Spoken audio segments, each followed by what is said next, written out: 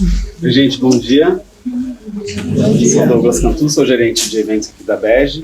É muito bom ter vocês aqui hoje para a gente falar de energia aqui. E, bom, esse é um lab que a gente tem com a Engie, né? Os labs da Berge são sequências de eventos que a gente faz com alguns parceiros aqui para tratar ou de segmentos ou de assuntos específicos, né? A gente tem, é o tipo de evento que a gente mais tem aqui. Muitos de vocês eu sei que já conhecem, que eu já vi as carinhas aqui. A gente teve semana passada, inclusive, com a Petrobras. A gente vai ter semana que vem também na Cortex para falar de inteligência artificial.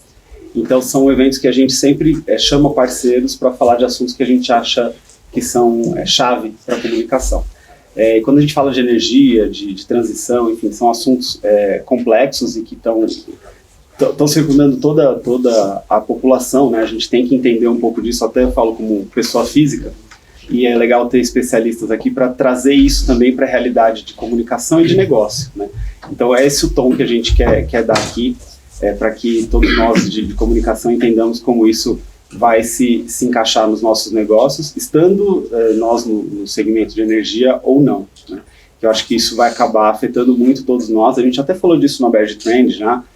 Aliás, transição é o tema do ano da Berge. A gente tem falado bastante disso em várias outras cineumas, mas quando a gente fala de transição energética, é importante ter um parceiro como a Engie aqui para ajudar a gente. O ano passado, inclusive, a gente fez também eventos com a Engie. A gente tem um evento que, inclusive, está gravado e dá para a gente ver nas redes da Berge, deles contando um pouquinho como funciona a comunicação lá, né?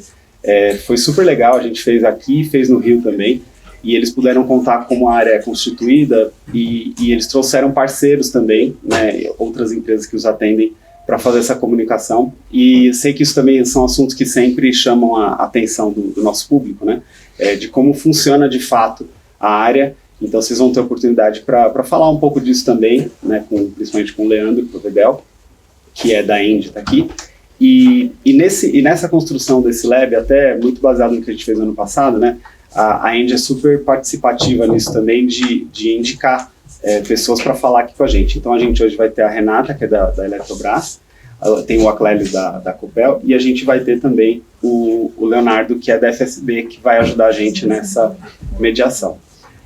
Então o Leandro vai começar falando aqui, e a gente não vai ter apresentações, hoje é um papo bem informal, então a gente quer que vocês participem bastante, façam perguntas, e fiquem à vontade para entrar nesse debate aqui, tá bom? Então é isso, gente, vou deixar a palavra com o Leandro agora, estou por aqui com vocês também. Obrigado. Obrigado, Douglas. Vou só pedir para vocês virem só um pouquinho para trás. Para trás? Todos aqui. Ah, claro. Não, isso aí tá ótimo. Tá bom? Ah, não, tá bom. Tá bom aqui? Tá ótimo. A transição midiática ainda não é falar de costas para as pessoas, né? Bom dia, pessoal. Obrigado, Douglas, pela abertura. De fato, a gente, ano passado, esteve em 2 labs de energia, contando um pouco dos bastidores de comunicação da Engie, e também falando de transição energética, transição midiática dentro da transição energética. Então, de fato, quem quiser conhecer um pouco mais da cozinha, dos bastidores da comunicação, especialmente da Engie e dos nossos parceiros, que seguem os mesmos que nós trouxemos ano passado, fiquem à vontade nas redes da Berge.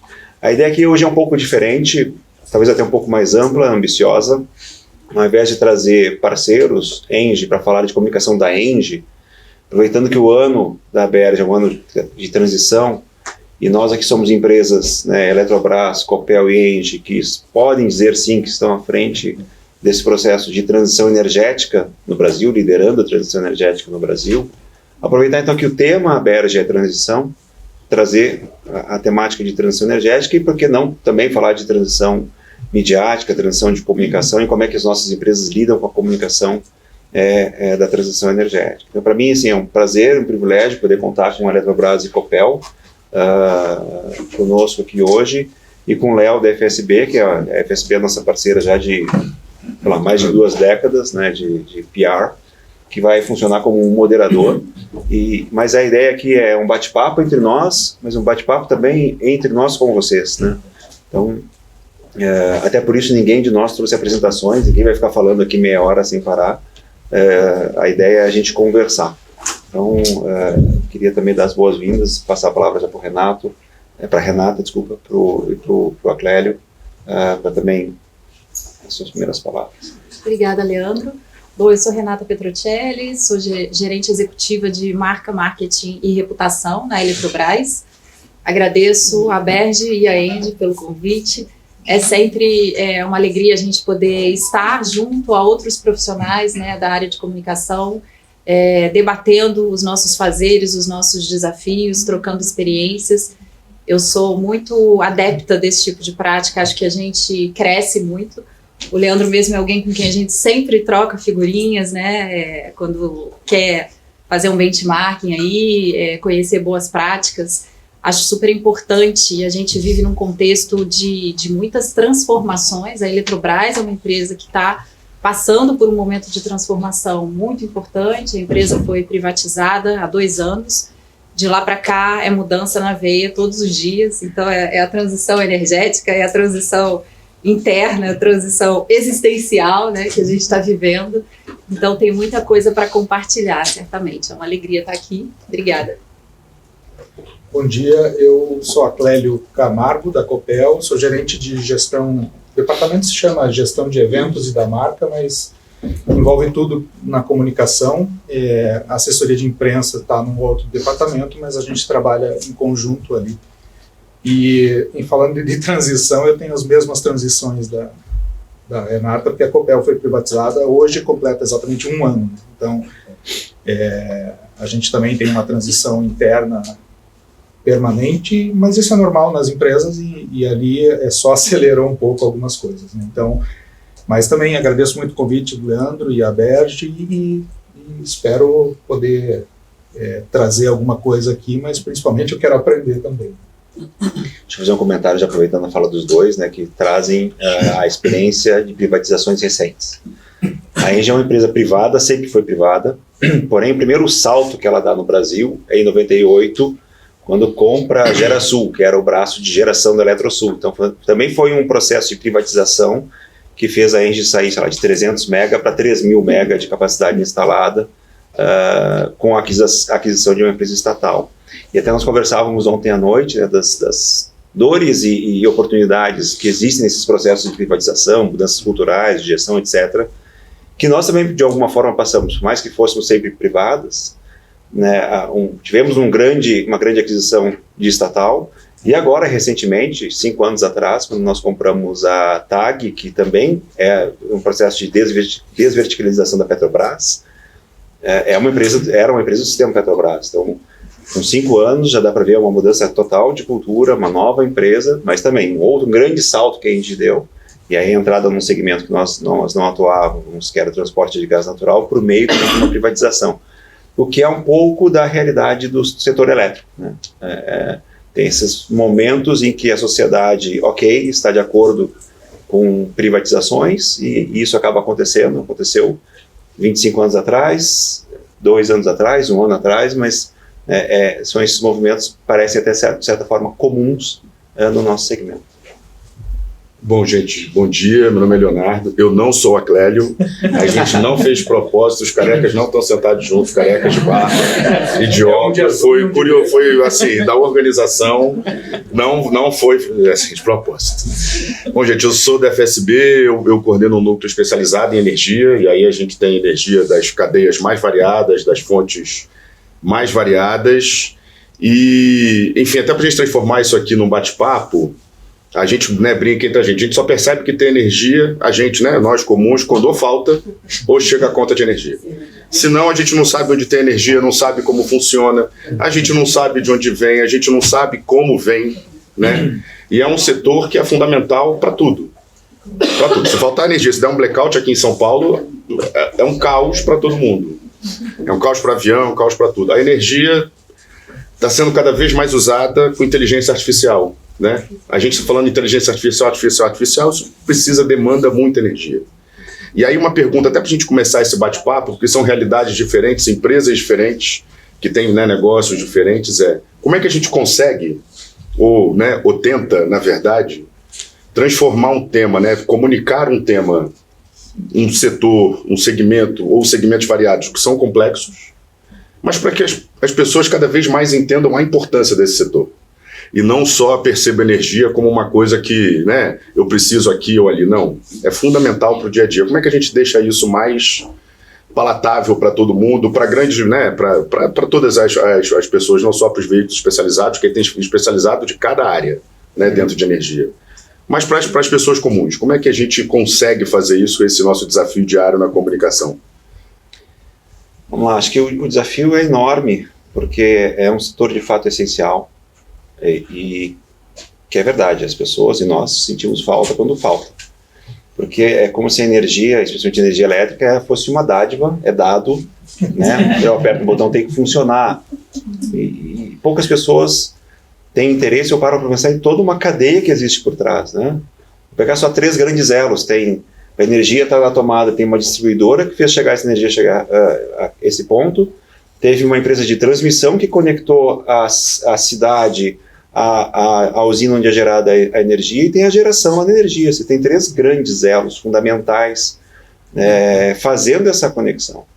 E quando falta energia no interruptor, é por alguma falha num desses 3 elos. E aí surgem especialistas, não tão especialistas assim, com teses, com informações. Mas nós, setor elétrico, e aí fazendo meia-culpa, de certa forma, damos margem e espaço para isso, porque é um setor que historicamente não se comunicou bem com a sociedade. Até pelo histórico estatal. Não estou criticando o fato de ser estatal ou não. Uma estatal ela tem um monopólio garantido em lei. Se eu tenho um monopólio garantido em lei, eu tenho meus clientes, meus consumidores, para que eu vou me comunicar? Não preciso construir marca, não preciso construir reputação, você está obrigado a consumir de mim. É um monopólio. E ainda sendo estatal, tem todo um regramento em cima que te impede de mexer. O que está mudando o setor elétrico é justamente essa abertura, né? Então, o capital privado surgindo, a concorrência surgindo e as empresas tendo que se comunicar melhor. Porque aí não estamos mais falando de monopólio, estamos falando de concorrentes, e concorrentes que aqui são pares, discutindo as mesmas dores e mesmas oportunidades de comunicação. Mas, de fato, o setor historicamente se comunicou mal. Quando se comunicou de forma fragmentada, era a geração falando de geração, a transmissão falando de transmissão, a distribuição falando de distribuição. A geração era o eólico falando de eólico, o solar falando de solar, o hidrelétrico falando de hidrelétrico. Alguém fala por todo mundo? Alguém consegue? Então esse é um desafio que eu acho que o setor ainda precisa vencer para se comunicar mais e melhor com a sociedade, para ter seu valor percebido, não só quando falta. Certo. Estava conversando com o pessoal ali, vocês são, desculpa, da empresa? Grupo Mostra de Ideias. Do Grupo Mostra de Ideias. Eles estavam falando, já que o ONU é transição e a gente está aqui discutindo transição. Eles estavam falando, eles atendem setor de transporte de carga. E falando exatamente de descarbonização e de mudança de transição e da dificuldade deles de levar essas pautas adiante, né? E a gente tem aqui, geralmente quando a gente escuta falar sobre, né, de transição energética, a gente pensa de energias eólica e solar. E a gente já tem uma matriz bastante renovável, como a hidrelétrica, por exemplo, que ela é renovável, ela não polui, né? Como é que a gente consegue comunicar tudo que faz parte desse tema transição? E aí até abrindo para vocês, assim, como é que vocês, para perguntas aqui, né, também, como é que vocês acham que aqui as contribuições de como a gente consegue comunicar de uma maneira mais fácil tudo que existe nesse meio para chegar em todo mundo, né? Tem um papel importante, né, da comunicação aí como conscientizadora também, né? O setor de energia é um setor muito complexo. É difícil as pessoas compreenderem como as coisas funcionam e, como o Leandro falou, como essa comunicação ela sempre ficou num lugar mais de algo que é garantido, tem um monopólio. Essa comunicação sempre foi uma comunicação mais institucional do que uma comunicação direta. A própria abertura agora do Mercado Livre faz as empresas terem que se comunicar diretamente com o cliente. Acho que isso já muda um pouco a forma como a gente fala, a forma como a gente se relaciona, a forma como a gente tem que compreender quem está do outro lado. E esse entendimento, né, de esclarecer o que é o setor, como que funciona, o que é a transição energética, eu acho que as empresas têm um papel fundamental nisso. E é como o Leandro falou também, em algum momento a gente precisa trabalhar isso junto, como setor, e não cada empresa comunicando a sua parcela, né? Essa questão da hidrelétrica é muito interessante, porque as pessoas, quando falam no senso comum, transição energética, fontes renováveis, elas vão falar de eólica e de solar, como se a hidrelétrica não fosse uma fonte renovável. Então, falta o entendimento, né? Por quê? Porque já existia, porque já estava lá. Então, se agora é uma transição de algo que já existia para algo novo.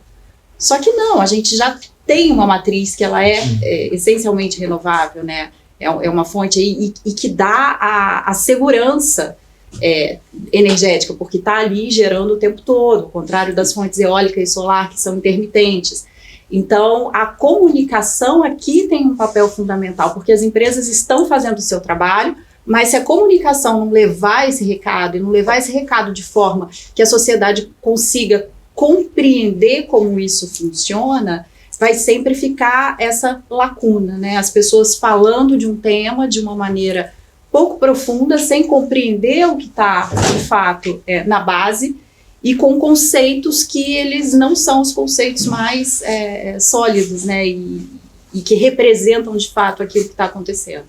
Então, o papel da comunicação aí é um papel realmente de conscientização, de colocar o tema na mesa, de trazer o debate, de promover ambientes e espaços em que esses temas possam ser discutidos e levados para a sociedade, para que o entendimento seja mais difundido. E ampliando um pouco isso que a Renata falou, eu acho importante a gente pensar nos públicos, os diversos públicos para quem a gente tem que falar, né? É uma experiência nossa lá com relação, por exemplo, o Leandro falou ali do que a gente chama de caminho da energia, né, da geração até chegar na nossa casa. E isso é uma coisa que lá a gente bate muito nessa tecla de divulgar esse caminho, justamente para as pessoas saberem que a energia vem de algum lugar, né? E a gente começa nas escolas, então, com palestras, os próprios empregados, funcionários fazem palestras em escolas, ou a gente leva teatro, leva alguma coisa, mas justamente para difundir esse tema, e o caminho da energia é sempre o começo da fala, né? As distribuidoras de energia têm algumas obrigações de regulatórias para falar com a população, e a gente já optou, isso já faz bastante tempo, assim, eu diria que, bom, eu não preciso dizer que eu já estou há bastante tempo na Copel, né?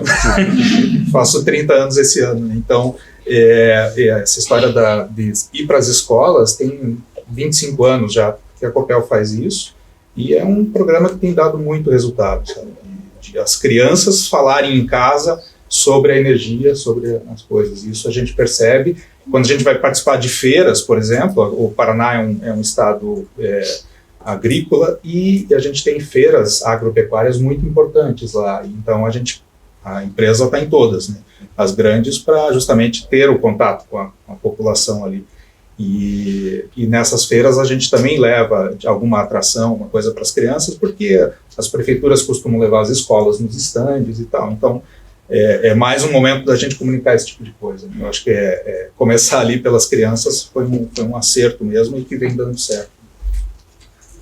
Claro, fica à vontade. Eu sou Nelson Silveira, da Piatã de Comunicação, e esse tema da transição energética me interessa muito, porque eu saí recentemente da General Motors, onde liderei a comunicação por mais de 20 anos, e obviamente trabalhando com toda a questão da eletrificação, da descarbonização.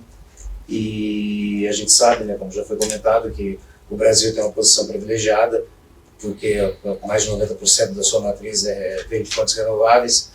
E o ano que vem a gente tem a COP no Brasil, né? E essa COP vai ser muito importante, e certamente o tema da transição energética vai ser um dos grandes temas dessa COP, né? Eu queria ouvir de vocês, né, Copel, ENGIE e Eletrobras, como é que vocês estão se preparando para essa COP, e quais as oportunidades que vocês enxergam em relação ao setor para esse grande evento.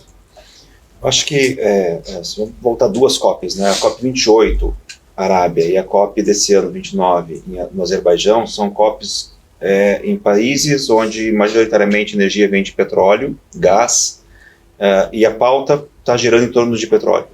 Acho que a COP30 vai trazer o eixo de volta para energias renováveis, para biodiversidade.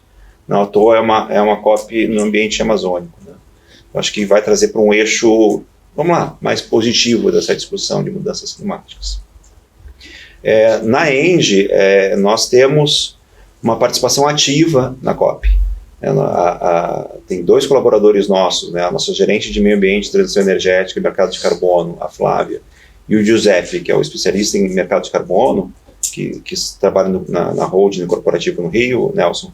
Eles já foram para a COP do Egito, da Arábia e acho que uma anterior ainda. A Flávia vai agora representando o grupo ENGIE como um todo na COP da Biodiversidade na Colômbia, daqui mais um mês e meio. E nós estaremos naturalmente na COP 30 ano que vem em Belém, participando das discussões, né, em Blue Zone, em Green Zone, ou seja, de iniciativas privadas, mas também influenciando governos para um entendimento de como é que capital privado e público, iniciativas públicas e privadas podem estar unidas em prol do combate às mudanças climáticas. Isso do ponto de vista técnico, né, dentro da COP mesmo. Do ponto de vista de comunicação, acho que talvez todos, ou a maioria aqui saiba, a ENGIE tem um hub de conteúdo especializado em transição energética, que é o Além da Energia. O Além da Energia tem como a sua principal pauta do ano a cobertura da COP. Então a gente vai esquentando esse tema ao longo do ano, preparando matérias e entrevistas sobre a COP que vem nesse ano. E contamos aí com a Flávia e com o José presencialmente como correspondentes nossos lá na COP, trazendo o ponto de vista brasileiro, o ponto de vista ENGIE, o ponto de vista deles, do que está sendo discutido lá. Então a gente se apropria de alguma forma do tema COP para transformar isso num produto de comunicação sobre transição energética, uma vez que o Além da Energia é sobre transição energética. Então acho que eu encontro aí a contribuição que a ENGIE dá técnica, mas também do ponto de vista de comunicação, quando o assunto é COP. E não vai ser diferente, com certeza com uma intensidade ainda maior ano que vem, já que a COP vai ser aqui no Brasil. Entendo que o fato de ser aqui no Brasil, de ser na Amazônia, traz esse debate também para um lugar importante da relação com o humano, né, com as comunidades que estão ali impactadas, no nosso caso, pelos empreendimentos, o relacionamento que se estabelece. Então, esse é um tema que a gente trata de maneira constante, né, não é uma preparação específica para a COP. A COP é como se fosse o momento em que as coisas vão para a rua, né, no sentido de que a gente tem uma vitrine maior e de que a gente tem uma oportunidade de estar ali no relacionamento com outros entes trabalhando isso, mas é uma construção que vem sendo feita dentro da empresa com o olhar que ela tem em relação à transição energética, o olhar que ela tem em relação às mudanças climáticas, né? A gente está com 2 movimentos junto ao Pacto Global da ONU, um relacionado ao impacto Amazônia e o outro o movimento Net Zero, que são grandes movimentos que a gente patrocina e participa no sentido de trazer outros parceiros, trazer outras empresas, trazer vários stakeholders para esse debate, construir juntos propostas de soluções. Então acho que esse é um caminho aqui que já está sendo feito para chegar lá na frente e ter o que levar como uma proposta de participação concreta, né? Mas acho que para a gente o grande olhar é como a gente está impactando as comunidades locais, né? E o fato de a gente ter essa oportunidade de participar da COP aqui no Brasil e na Amazônia, acho que nos traz isso de maneira muito, muito forte. Eu vejo a questão da matriz energética muito, muito importante nesse aspecto. Como a Renata falou, quer dizer, o Brasil já vem com uma matriz renovável há muito tempo, né? Então, claro, você tem ainda outras questões a serem abordadas, a serem elaboradas dentro do assunto energia, mas a matriz energética no Brasil, e eu acho que a discussão lá deve ser em torno de essa matriz energética. O Brasil tem essa matriz já renovável, não é totalmente, mas boa parte renovável. O que ela tem a ensinar aos outros países? Por outro lado, ela tem essa matriz renovável porque ela é muito beneficiada pelos recursos naturais que ela tem. Então, quer dizer, os rios que geram a energia hidrelétrica, quer dizer, o Brasil é rico nisso. Então, a questão é justamente como garantir a segurança energética sem deixar de cuidar dos recursos naturais, né? Então, quer dizer, é o conflito normal e natural e que é onde deve ser atacado, né? Então, A Copel tem uma questão ambiental, dizer genericamente no ESG, é pioneira em alguns aspectos, mas principalmente nessa questão do estudo do impacto ambiental dos empreendimentos. Quer dizer, desde lá a década de 1970, 1980, já se estudava isso para trazer o serviço essencial, que é a energia, sem o impacto que vai criar problemas que hoje nós mesmos do setor elétrico estamos sentindo, são as mudanças climáticas e esses temporais severos que a gente tem aí e que nos afetam diretamente. Meu nome é José Roberto, trabalho com a área governamental e queria saber se esse setor energético tem uma entidade de classe que os represente junto ao governo. Várias. Depende do negócio. E elas fazem uma atuação na linha que a Copel desenvolve um trabalho educativo, integrante aos educandos. Existe um programa junto ao MEC que pudesse entrar no conteúdo programático, desenvolver uma amplitude do conceito das mudanças, principalmente para que as crianças entendessem, tivesse talvez uma vocação futura para atuar nesse setor e se preocupasse com a economia, começando nas suas residências. Depois entra no segmento empresarial, comercial e industrial.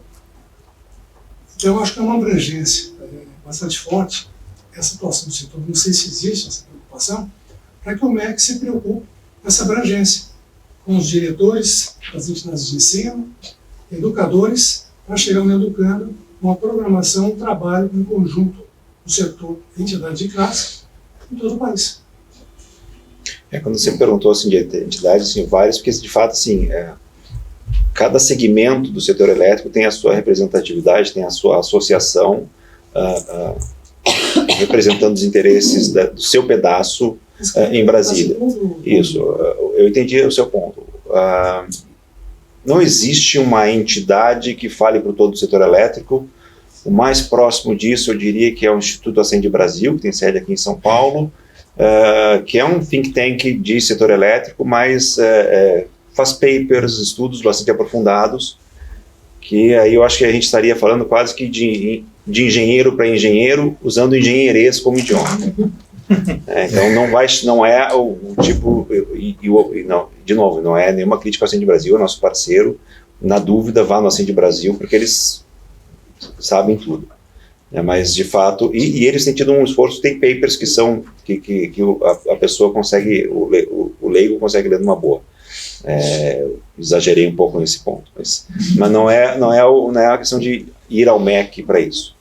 No nosso caso, por 2 oportunidades já, matérias do Além da Energia foram solicitadas por editoras de material didático infanto-juvenil para trazer as matérias, porque elas queriam usar no seu livro aquela matéria, aquela história para ilustrar algo que permeava a transição energética ao setor elétrico.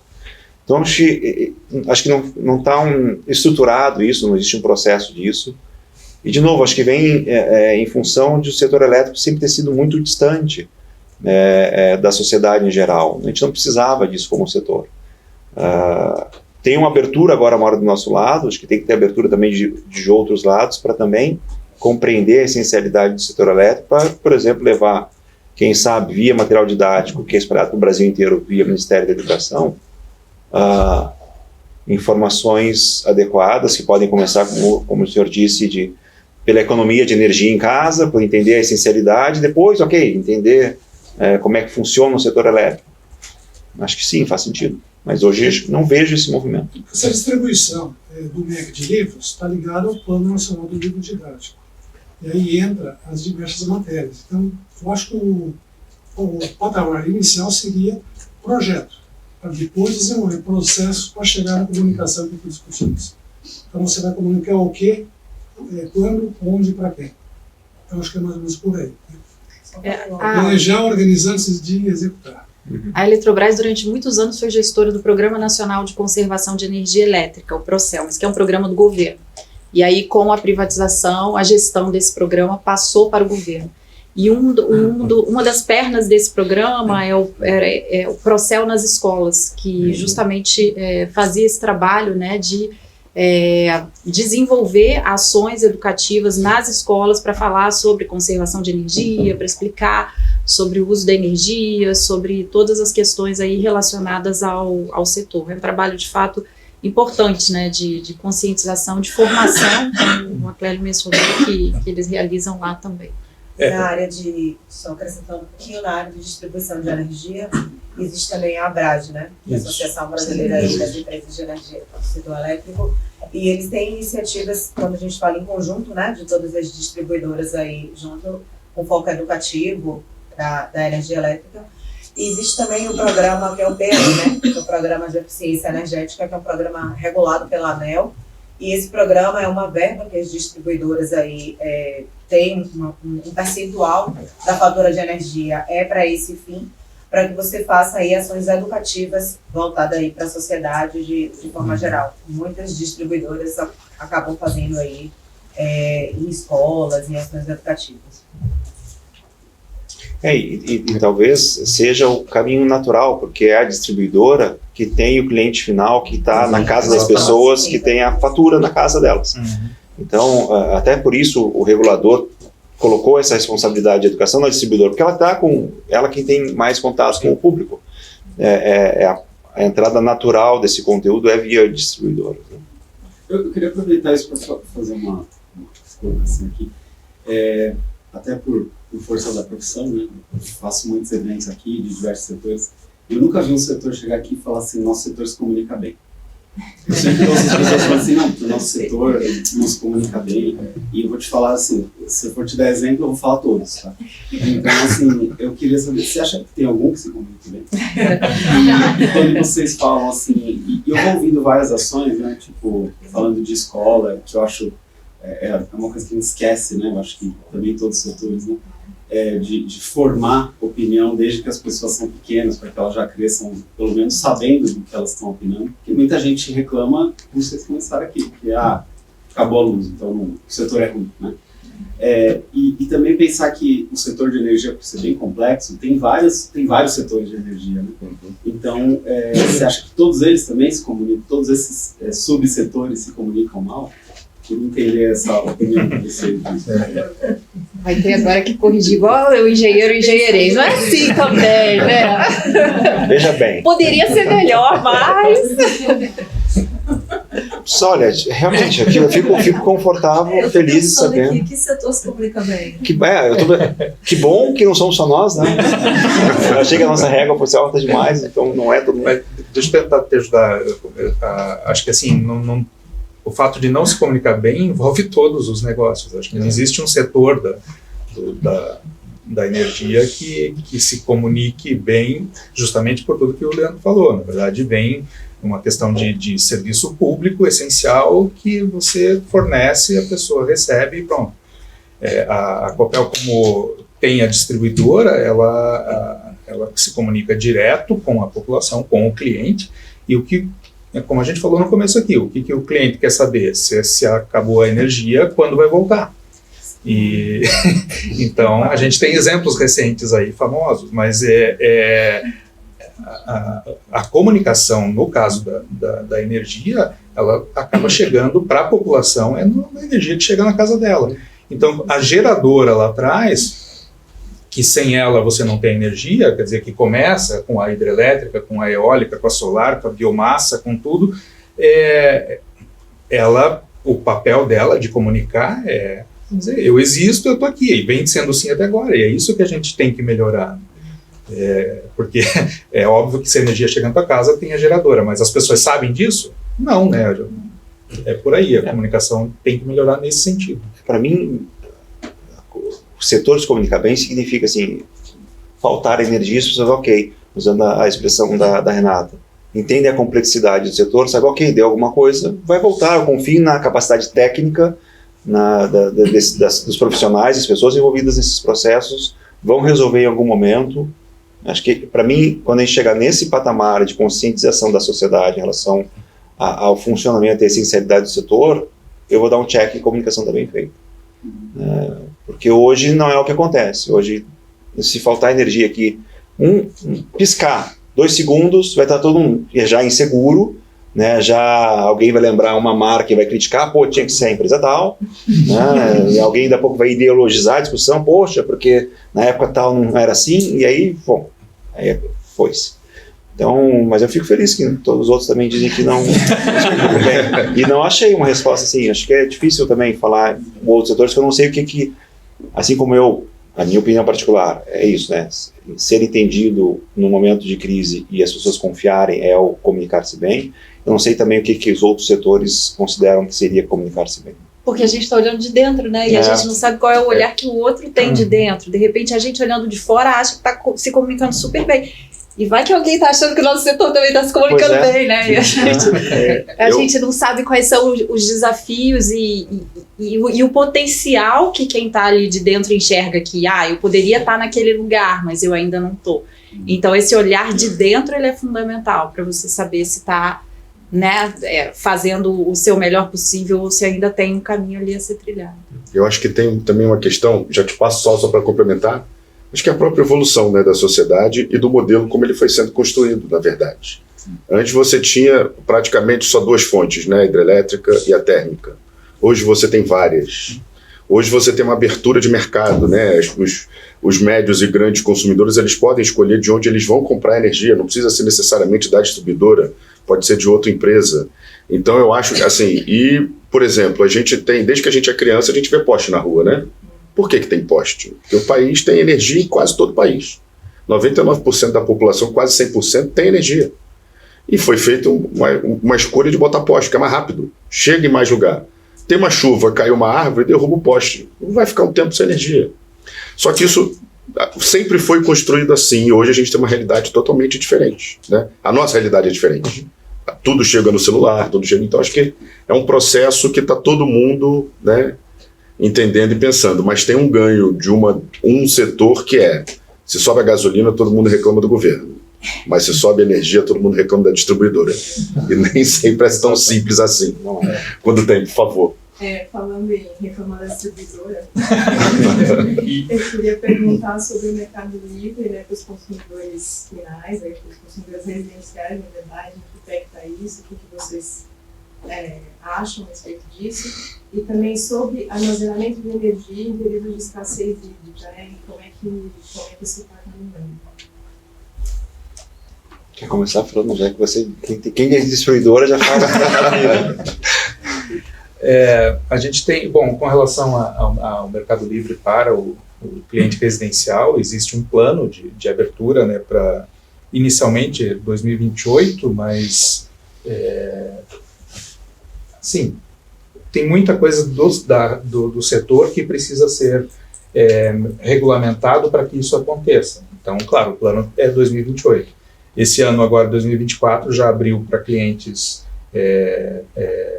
CNPJ menores, né, mas mesmo assim do grupo de alta tensão, começando a falar engenheirismo. Então, e a baixa tensão ainda ninguém pode migrar, ninguém pode escolher a sua distribuidora. Mas então, assim, eu acho que as empresas estão se preparando, estão começando a se preparar para isso, porque você vai poder escolher no aplicativo de quem você compra energia. Pelo menos isso é o que se espera, se imagina lá quando isso realmente acontecer.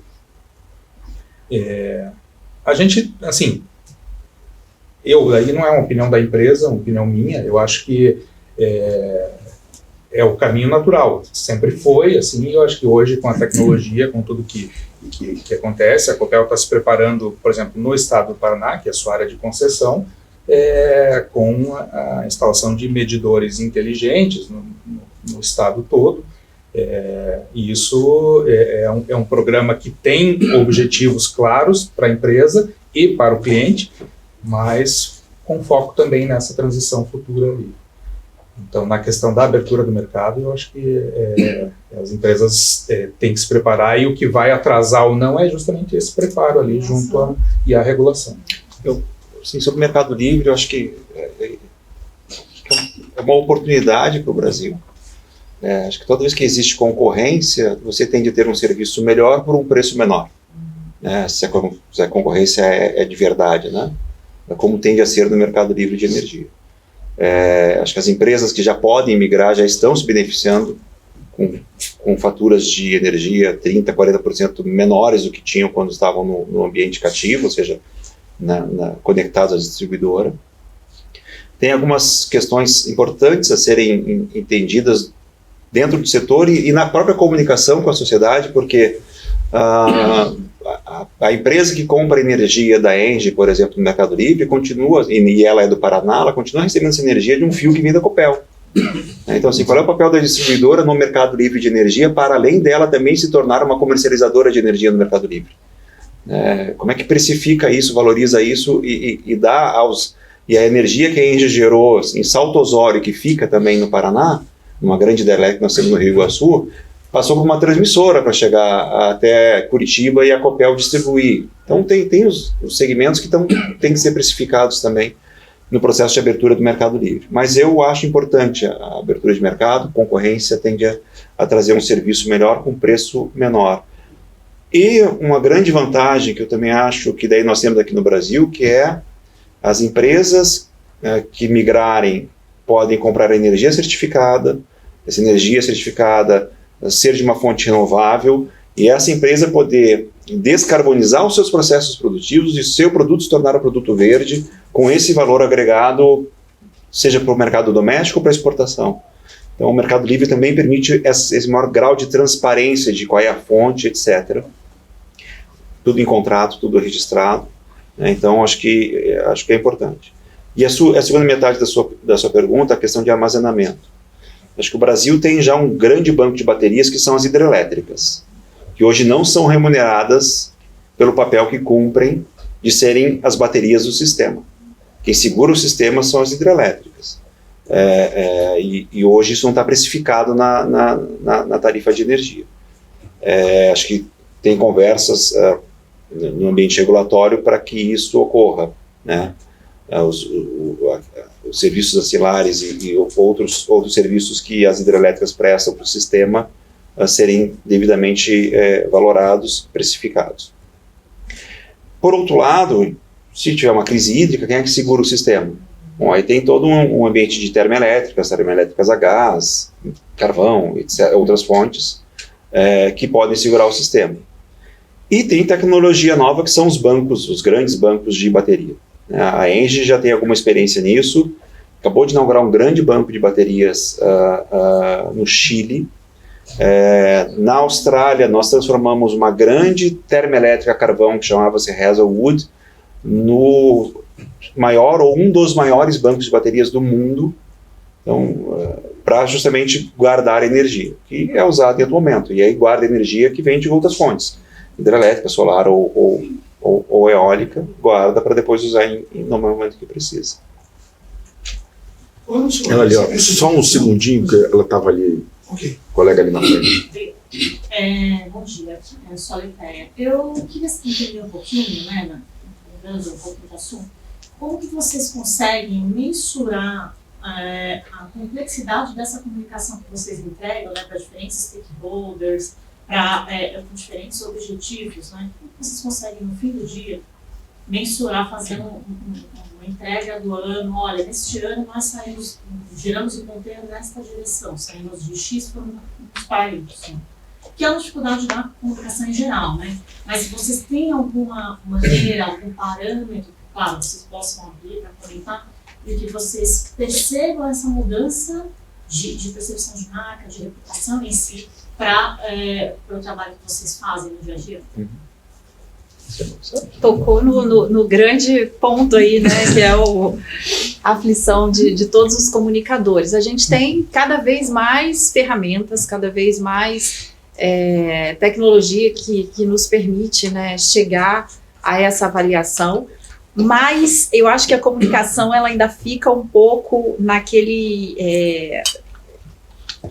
porque a comunicação, ela facilita, ela favorece, ela consolida, mas ela depende, na verdade, do que você está fazendo por trás. Então, como que você no fim do dia vai dizer que aquele resultado é produto do seu trabalho de comunicação ou é porque a empresa está fazendo direitinho o que tem que fazer? A empresa tem que fazer direitinho o que tem que fazer e você tem que comunicar bem que a empresa está fazendo bem o seu trabalho. Então, é uma coisa que você anda casada e existe uma dificuldade, eu acho, de você, no final do dia, mensurar que aquele resultado é um resultado de comunicação. Isso eu acho que esse salto a gente ainda não consegue dar. Então, assim, como que a gente acompanha? Por exemplo, a gente tem metas que estão lá estabelecidas no nosso planejamento estratégico em relação à evolução nos índices de reputação da empresa. Então, a gente tem uma parceria com o Instituto RepTrack, que mede a reputação da Eletrobras, e ali a gente vai tendo um ponteiro. O ponteiro está mexendo, está melhorando aqui, está piorando ali. Nessa dimensão a gente tem que melhorar, aqui tem um caminho para fazer um trabalho mais assertivo. Agora, eu consigo dizer que isso melhorou em função do trabalho consistente da comunicação? Não, até porque reputação não é apenas comunicação. A comunicação ela precisa dar visibilidade a um trabalho que precisa ser feito de maneira consistente. E até esse é um outro desafio da área. Quando a gente gestor da reputação da empresa, não é um resultado que está sob nossa responsabilidade, como se a gente fosse ali um grande maestro que tem que fazer as coisas acontecerem de modo a você comunicar um discurso que tenha base na prática, né, fazer o walk the talk ali direitinho, e eu acho que ainda existe muito essa dificuldade de, no fim do dia, como é que você diz, ok, isso aqui é um resultado de comunicação. Então, acho que sim, a gente tem ferramentas, a gente hoje já evoluiu muito nisso, né? A gente já não pode mais dizer, não se consegue medir, não dá para sair tudo para dizer que é tudo o intangível. Tem sim o intangível, mas a gente já consegue medir muita coisa. Mas eu acho que no fim do dia a gente está ali sem conseguir dizer, ok, isso aqui é fruto do trabalho de comunicação. E vou te dizer, acho que a gente não sai disso e não é ruim que seja assim, porque de fato a comunicação ela existe para apoiar o negócio. E isso é o fundamental, né? Você não pode ter um objetivo de comunicação que seja um fim em si próprio.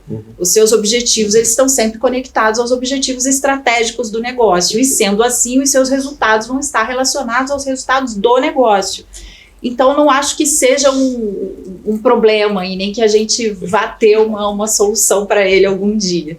Perfeito, senão a gente corre o risco também de cair nos indicadores de vaidade, né? Exato. E eu, esse ano, estou tendo a honra e privilégio de coordenar um comitê aqui na Berge de mensuração de resultados, cultura de dados. E é a discussão de todas as reuniões nossas é isso, e na última eu sentindo, depois de um encontro presencial aqui em São Paulo, sentindo o pessoal muito ansioso em relação a isso, como é que eu meço? Eu trouxe uma fala mais de, gente, vamos acalmar, né? Sem estresse, sem ansiedade, porque é difícil realmente mensurar, mas para além do que a Renata trouxe, que nós também na ENGIE temos, uma edição de reputação, mas com outro parceiro, que é a Caliber, tem uma outra forma indireta que eu percebo de mensurar o trabalho, não de comunicação, mas sim, trabalho de marca, né, que eu na ENGIE cuido de marca também. Se eu consigo proteger a margem do negócio, se no mercado livre de energia eu consigo vender a energia, o megawatt médio, mais caro do que os concorrentes que estão na mesa, porque o cliente escolheu, eu quero a energia da ENGIE por causa disso, eu entendo que eu protegi margem de preço, e fui a empresa escolhida. Isso tem, sem dúvida nenhuma, um trabalho de marca e de comunicação por trás. Porque um cliente não vai estar diante de uma proposta eventualmente melhor e optar pela ENGIE se não foi porque ele fez uma escolha. E ao escolher, ele está trazendo elementos emocionais intangíveis e questões tangíveis que a comunicação de alguma forma empacotou e entregou para ele, né? Então, o quanto que marca protege margem de negócio é uma forma também de medir o sucesso de comunicação. Mas, de novo, não dá para isolar, né? Tem outros tantos fatores. Mas, assim, para mim, não é uma preocupação. E aqui, daí estamos falando de como que as empresas medem, né? A Copel da pouco tem seus indicadores também. mas o setor também não consegue se medir muito bem. Então, as empresas medem seus processos, seus resultados, têm seus indicadores, mas não que exista um indicador de setor elétrico, até porque esses tempos, analisando o resultado da Caliber para nós, de um momento de queda, né, só entender por que caiu a reputação da Engie nesse ponto. Foi quando deu aqueles temporais aqui em São Paulo, ficou dias sem energia, etc. E a gente percebe que também a reputação é a reputação do setor. Nós não somos distribuidora de energia de São Paulo, então por que respingou na gente? Porque foi o setor inteiro que sofreu de forma a sua reputação ali naquele momento. Então, até indicadores próprios nossos, como reputação da marca, eu consigo, às vezes, espelhar para o setor, num caso específico como esse, que eu vou entender por que eu caí. Foi um apagão aqui, ok, não tem nada a ver com a gente, mas tem a ver com o setor.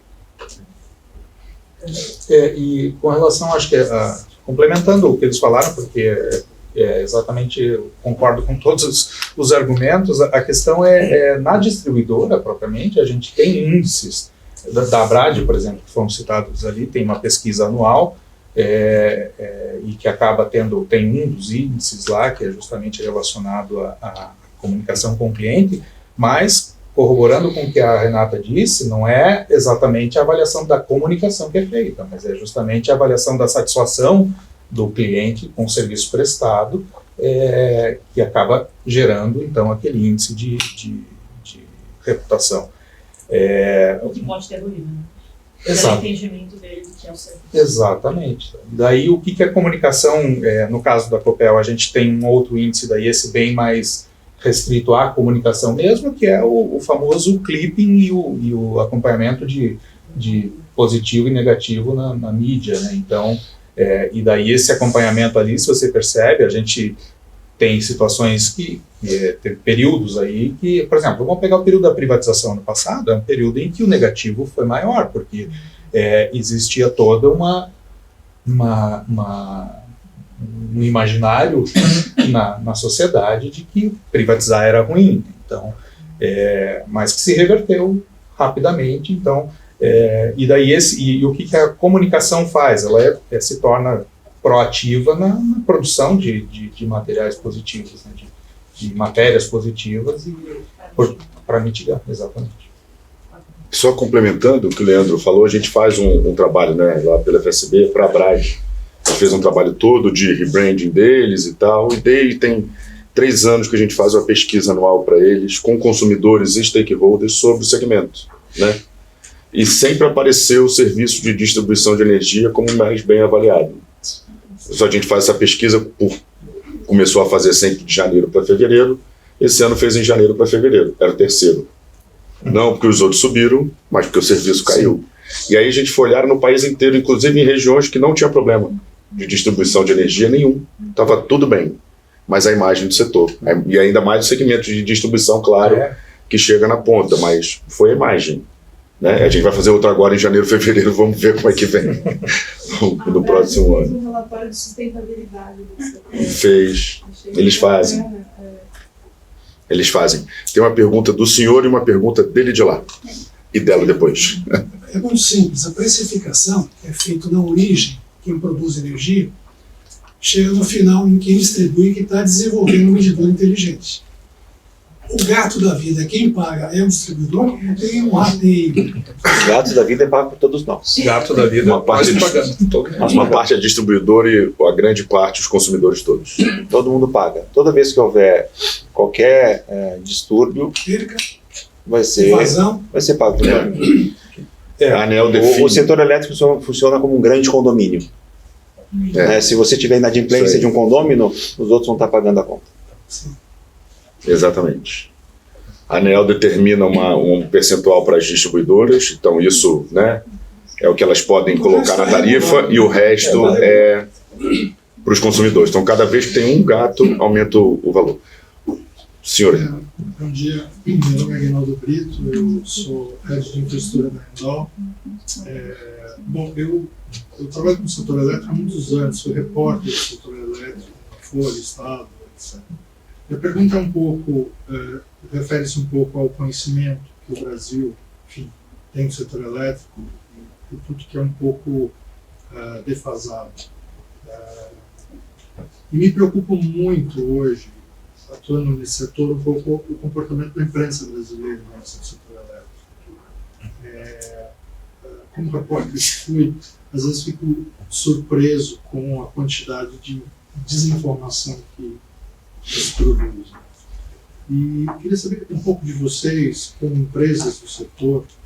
Eu sei que esse é um tema um pouco sensível, mas de alguma maneira você precisa lidar com isso diariamente. Seja conversando com o repórter, com os editores, tentando explicar um pouco algumas situações.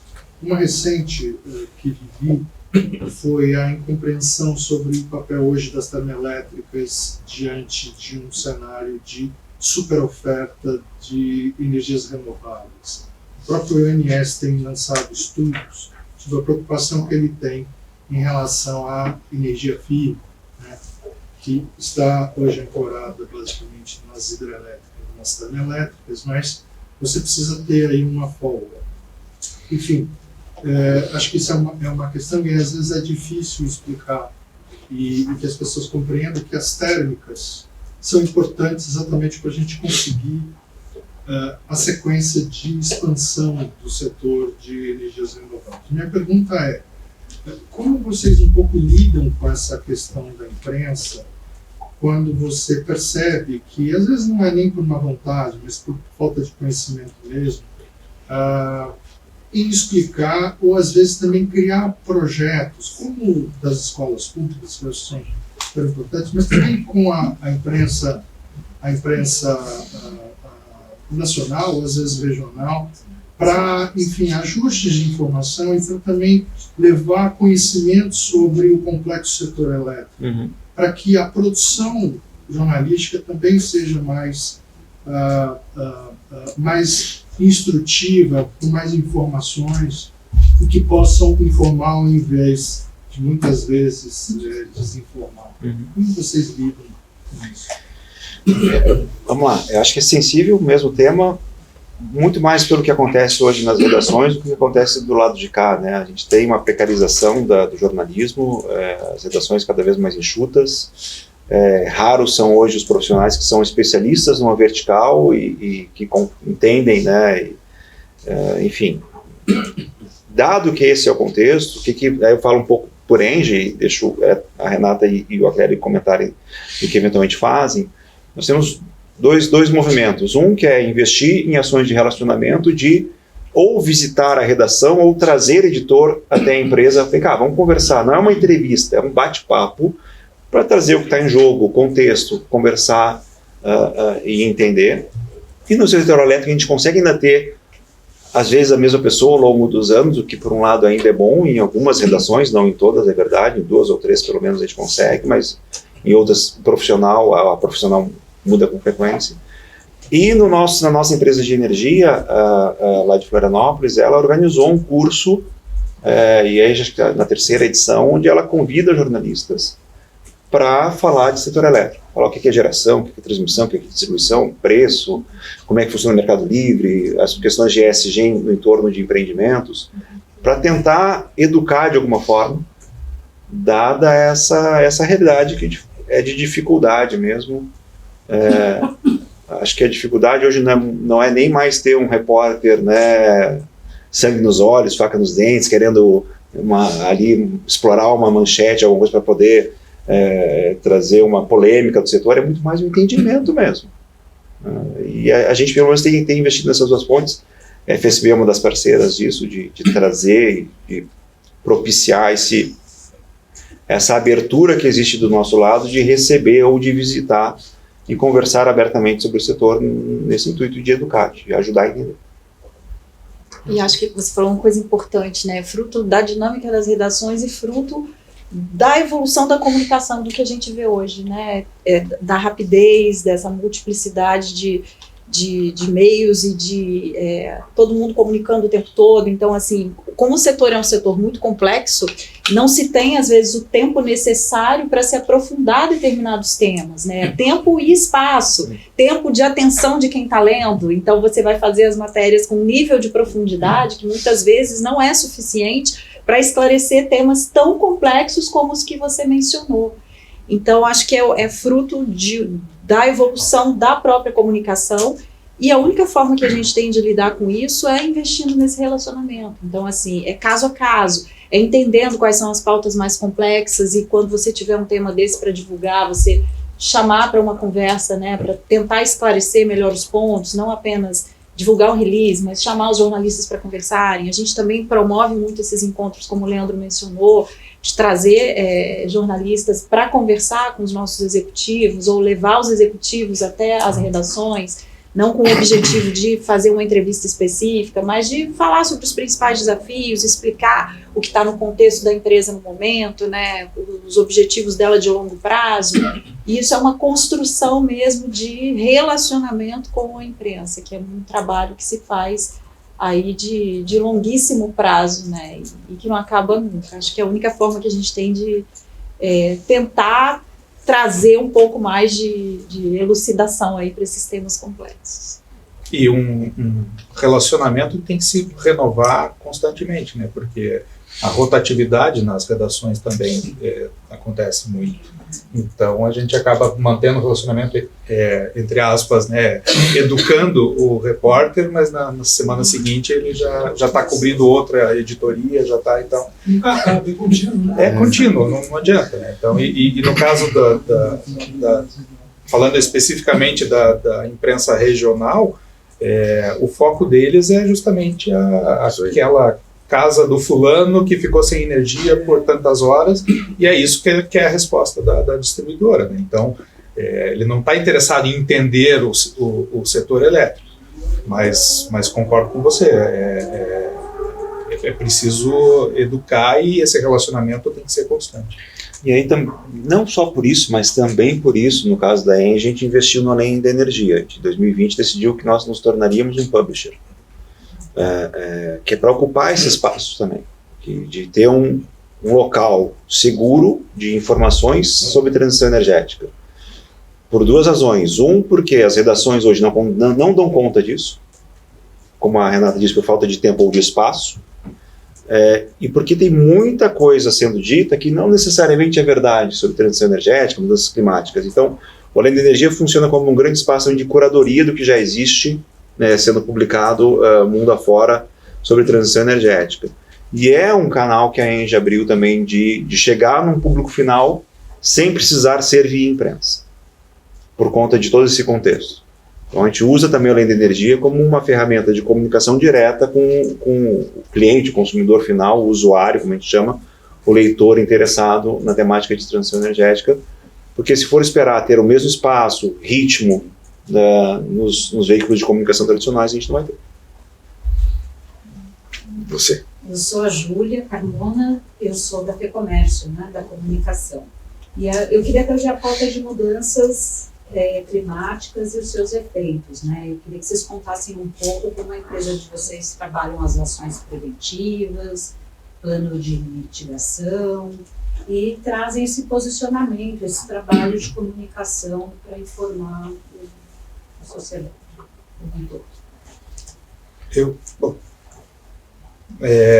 Eu acho que, assim, realmente, assim, nos últimos anos, mas vamos pegar especificamente o tempo mais recente, né, que eu comentei do ano passado, que a gente teve lá os eventos severos, né, na classificação oficial, né, que tem classificação para isso também, né, o tipo do evento climático, né.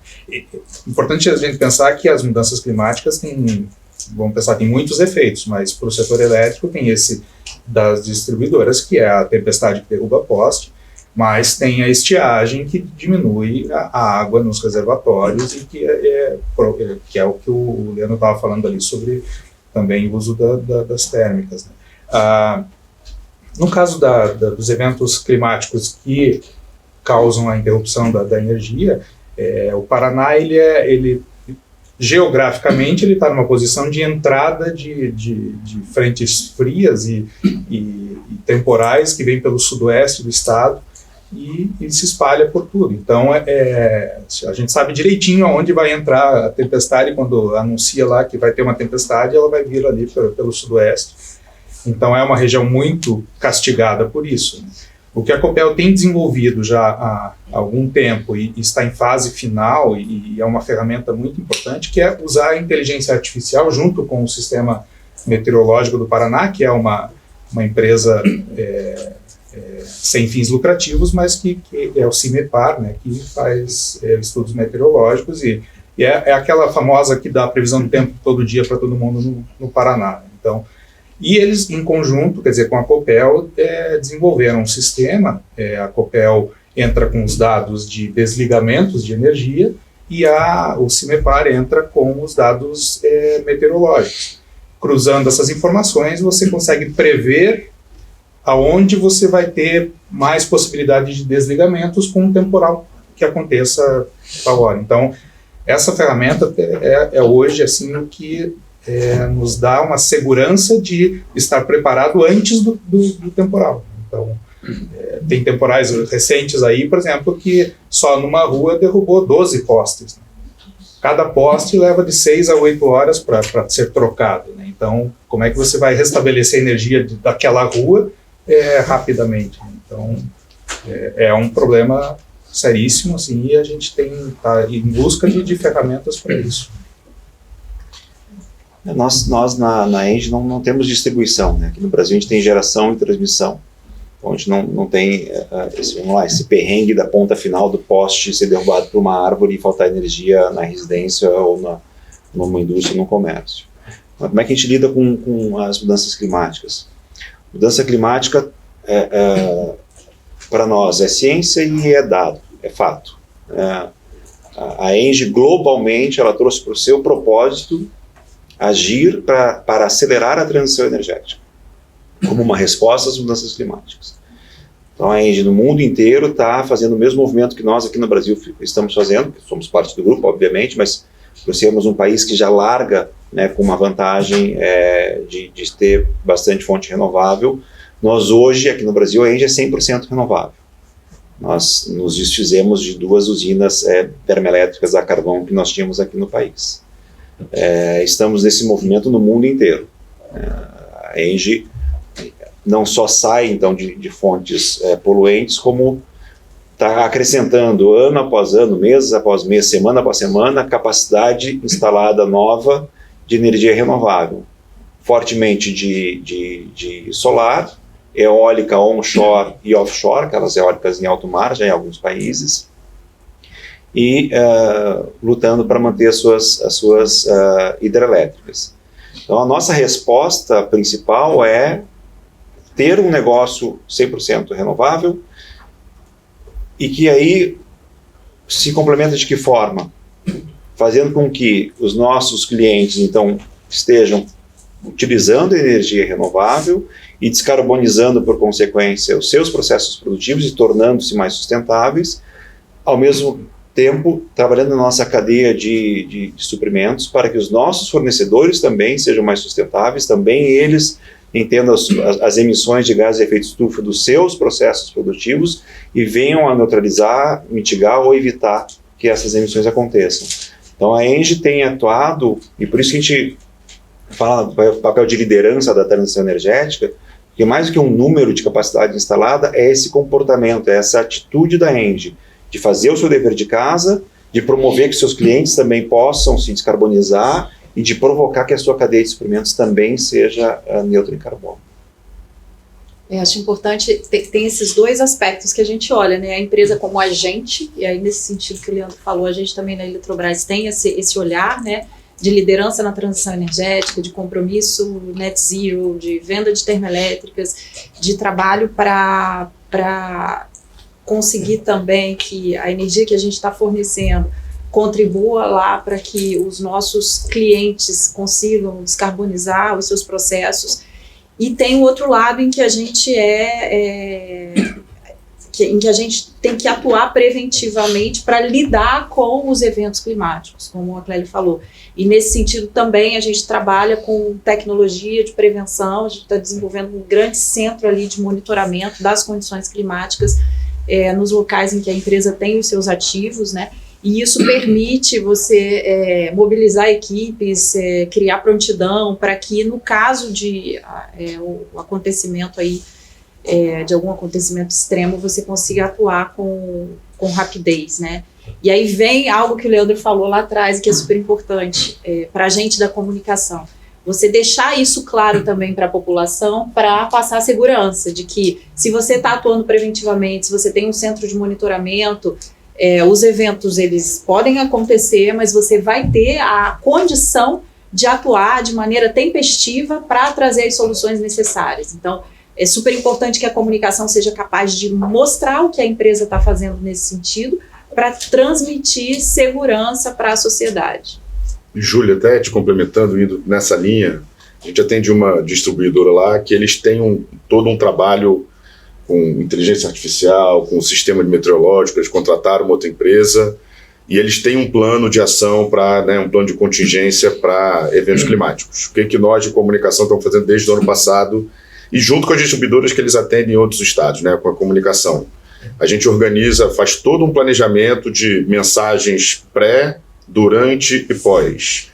Como eles têm dados, a gente organizou desde o ano passado que eles façam visitas, não só às redações todas daqueles estados onde eles estão e das cidades, mas se juntem com o Corpo de Bombeiros, Defesa Civil, troquem dados, porque na hora que eles passam os dados, quem comunica acaba sendo a Prefeitura da Defesa Civil ou o Corpo de Bombeiros, dados com a empresa X. E aí eles já estão integrados, montam um plano de ação junto com a Prefeitura, olha, vai ter mais problema nessa região. Eles já estão todos preparados lá para atuarem naquela região. Então você comunica isso antes, durante o evento, e você acaba tendo, a população já recebe como, eu sei que eles estão trabalhando.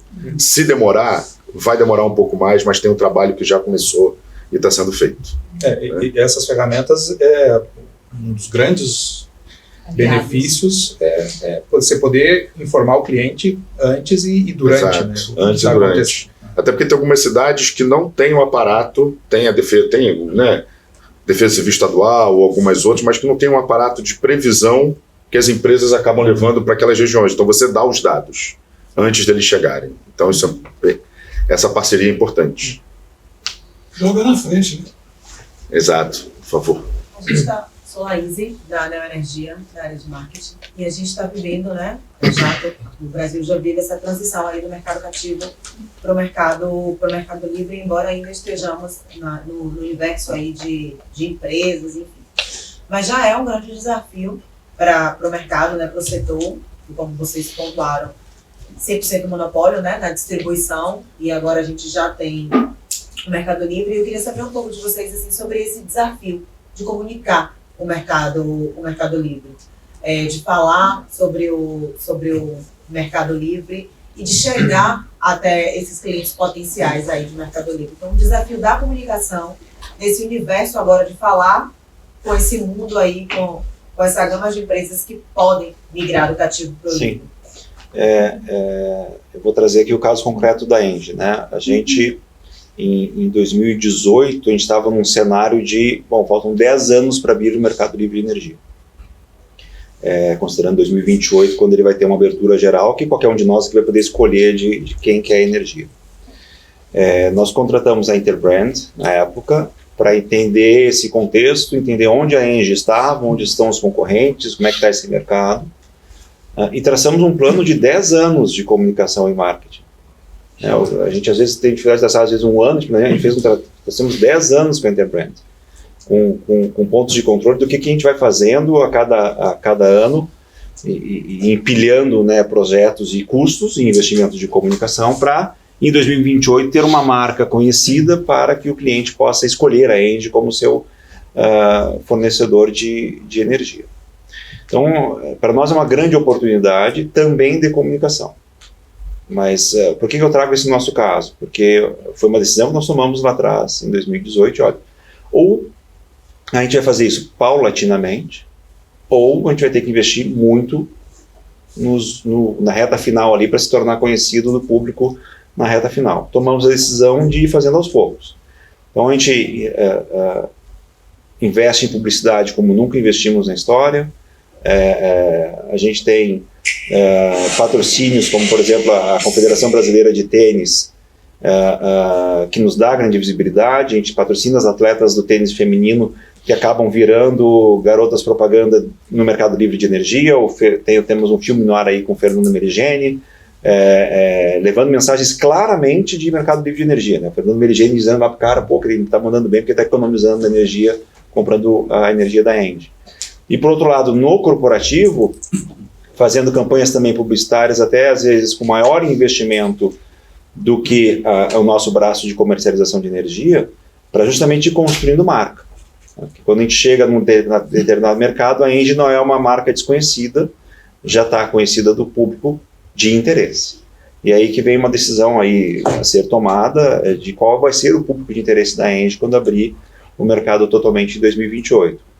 Aí aqui não é opinião Engie, que é opinião pessoa física, marqueteiro que eu sou. Eu acho que em 2028 a grande vantagem competitiva estará ainda com as distribuidoras, porque elas conhecem o consumo daquela família, daquela unidade consumidora, conhecem o histórico, conhecem tudo, sabem com quem falar, conseguem chamar pelo nome. Eu acho que essa ainda vai ser uma grande vantagem que elas terão. Se isso se sustenta ou não, vai depender do nível de concorrência que as empresas terão. Hoje, já tem distribuidora que já tem a sua comercializadora de energia, né? Já está também vendendo energia no Mercado Livre, porque já entendeu que esse vai ser o jogo que vai ser jogado. Então, aí voltando agora ao caso Engie, nós temos investido fortemente em comunicação, fortemente em publicidade, para construir essa marca, para lá na frente sermos a opção do cliente. Se vai ser pessoa física ou pessoa jurídica, isso é algo que a gente ainda vai decidir, mas hoje o nosso foco é empresas, não só pela questão regulatória, mas porque o DNA da Engie é muito de B2B. Nós tivemos uma experiência recente com energia solar no B2C, que nos demonstrou que, olha, que nós somos uma empresa B2B. Para a gente se tornar em B2C, é uma transformação interna tão grande, que acabou não valer a pena. Nós não éramos competitivos naquele mercado solar B2C de 2014, por exemplo. E aí abandonamos, ficamos com B2B apenas, onde aí a gente tem um sucesso, tem uma história de sucesso.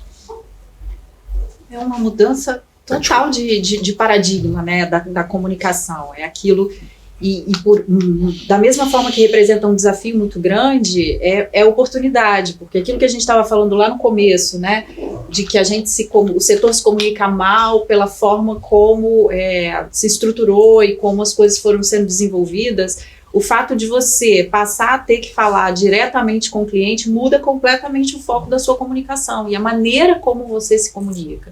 E isso faz com que você chegue mais próximo das pessoas, com que você precise conhecer quem está do outro lado, com que você escute, né, entenda quais são as necessidades, quais são os anseios de quem está do outro lado. E a partir disso você consegue estabelecer uma comunicação muito mais próxima, que vai gerar mais envolvimento, que vai gerar mais proximidade com relação àquilo que as pessoas esperam ver de você.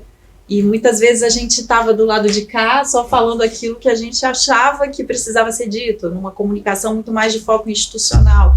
E agora você precisa chegar no cliente, entender o cliente e as necessidades que ele tem.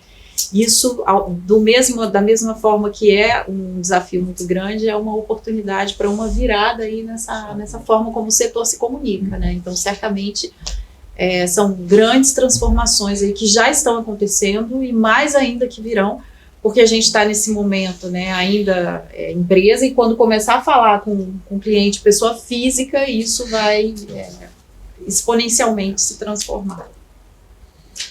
A Copel tem uma subsidiária para comercialização, como o Leandro falou, as distribuidoras, algumas delas começaram a atuar no mercado já há bastante tempo, primeiro com os grandes clientes do grupo de alta tensão, mas com a abertura desse ano, quer dizer, a gente sentiu exatamente isso que a Renata falou, né? A necessidade de fazer praticamente uma comunicação de varejo. Então, publicidade a gente brinca nas reuniões de briefing com a agência, Queremos fazer igual às Casas Bahia. É o que a Telecom viveu um pouco no passado. Exatamente. Esse é o ponto, assim. E a Telecom abriu, né? É isso. É o que a gente vai estar vivendo. Exatamente. É a comparação que a gente faz, né? O setor de energia está hoje onde a Telecom estava 20, 25 anos atrás, né? No momento de abertura plena de mercado. Hoje a gente tem 3, 4 marcas só no Telecom. Energia, eu acho que a gente não vai ter essa consolidação toda, tá? Aí falando a opinião particular, não é Engie aqui. Não, acho que não tem como consolidar, porque é outro bicho. Energia é outro bicho, tem que ser entregue fisicamente, né? É diferente. Então, acho que não vai haver a consolidação que houve, como na Telecom, que hoje existem, sei lá, 3, 4 marcas atuando no país. Hoje a gente tem mais, né? O Mercado Livre, hoje a gente tem uma gama de empresas grande, mas é o que você falou. Não sabemos se essas empresas menores vão conseguir sustentar esse mercado grande que vai vir aí a partir de 2028. Isso, porque tem a fatia hoje é muito pequena. Porque tem um aspecto que o cliente de energia considera muito, que diferente talvez do cliente de telecom, que é a segurança do fornecimento. E segurança, estamos entre 3 grandes, então segurança tem a ver com tamanho também. Confiança tem a ver com o tamanho da empresa. Então, quem é muito pequeno no setor elétrico, talvez vai ter uma atuação muito nichada, né? E vai ser um jogo de grandes players, mas não com a consolidação que a gente teve em telecom, onde a gente tem, sei lá, 3 marcas, né, atuando no país. Deixa eu só concluir aqui. Eu acho que na comunicação a gente percebeu uma necessidade, como em tudo no setor elétrico, o complexo setor elétrico, que a gente vem falando desde o início aqui, que para o Mercado Livre também ele precisa ser explicado primeiro, né? Então, a Copel tem a marca consolidada no estado do Paraná, quer dizer, dos 399 municípios, 394 são atendidos pela Copel. Então, todo mundo lá conhece Copel, só lembra dela quando a luz falta, mas a gente faz, o nosso trabalho é justamente lembrar em outros momentos. E no Mercado Livre, então, o foco das nossas campanhas tem sido, foi primeiro, hoje a gente está no call to action mesmo de venda, mas no início era explicar, né? E tinha o Mercado Livre, todo mundo sabe que tem um grande varejista que vende que chama Mercado Livre. Então, a Copel se associou ao Mercado Livre, né? Então, tinha esse tipo de pergunta no começo. Alguns anos Exatamente. Exatamente, toda a comunicação era Mercado Livre, faltava as 2 mãozinhas lá. Oi, sou o Peter da Horizonte Educação e Comunicação. Queria pegar uma ponta na provocação do Douglas, né, de qual setor se comunica bem ou setor se comunica mal. Claro que é por épocas. E nós tivemos a oportunidade de acompanhar um programa espetacular da única União das Indústrias de Cana-de-Açúcar, que de 2009 a 2013 fez um programa nacional de comunicação, não sei se vocês lembram disso, que teve 3 grandes pilares, um de comunicação tradicional nos meios rádio, TV e internet, que promoveu o consumo do etanol, não só pela questão preço, mas pela questão vamos dizer, do balanço zero de emissões, a questão das mudanças climáticas, porque era o tempo daquela primeira COP de Copenhague, né?